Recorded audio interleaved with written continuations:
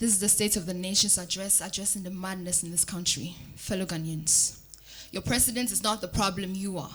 It's funny how we always complain about the people in power, yet every single 4 years we go back and choose those same people. If it's not the umbrella team, then it's the elephant team. It's a game for them, but it's life for us. They juggle power between themselves, choosing among themselves who will keep the V8s and who will destroy the exchange rates. You really thought they were enemies? No, honey. Sorry to break it to you, but they're not. Check the statistics. The first 10 richest people in this country have been split between the elephant team and the umbrella team.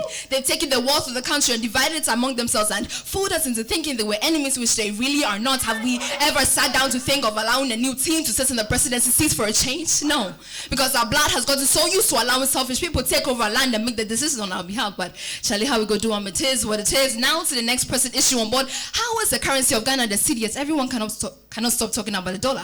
Dollar this today, dollar that tomorrow. And to think that things in Ghana are actually sold in dollars, I thought that was illegal. It makes no sense. And remind me of a situation in America where you bought something and it was sold to you in the city. And you talk to me about respect. Honey, you don't even respect yourself. How do you expect them to respect you back? Yes, prices are increasing, but can everyone stop taking advantage of the situation? How is that you go to a store and buy something for 2 cedis today, you go to the store the next day and they tell you it's 20 Ghana cedis, all in the name of dollar and cross. So for those who may need the translation, the dollar rate has increased. But tell me, what is the fishmonger's business with the increase of the dollar rate? Because from what I know, she's not importing the fish she's selling. You know, I wanted to say the tomato seller, but she'll probably tell me she's importing the fertilizer she's using. But can she answer this to me? Aren't there organic fertilizers in this country?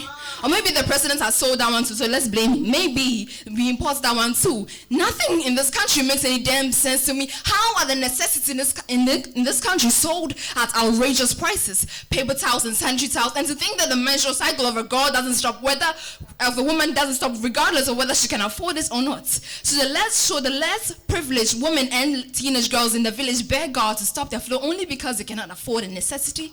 It makes no sense. Or maybe you want the teenage girl to go get pregnant, then you shame her because in her mind she was thinking, I just want stress-free months of not having to think, what extra rag is there for me to soak the blood that's flowing naturally from my body?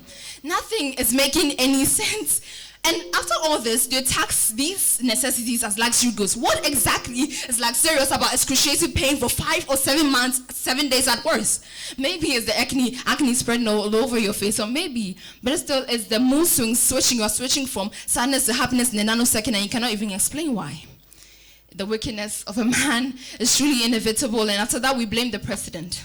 Fellow Ghanaians, we will fix the roads for you, we will construct the gases for you, but can you stop littering too?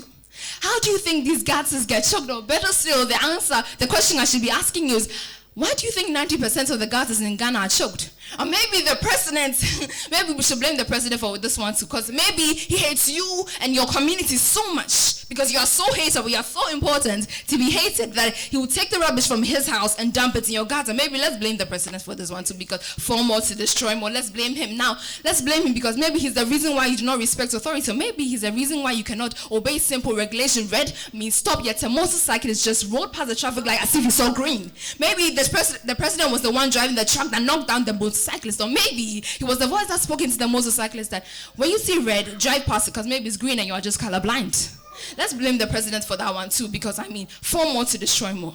Just in case you got my message wrong, I didn't come here to bash anybody or piss on any party's name. I just came here to tell you that you are the problem, and I am also the problem. And until we sit down and realize that we are part of this problem triangle, nothing in this country will ever be solved. So, fellow Ghanaians, your president is not the problem, you are.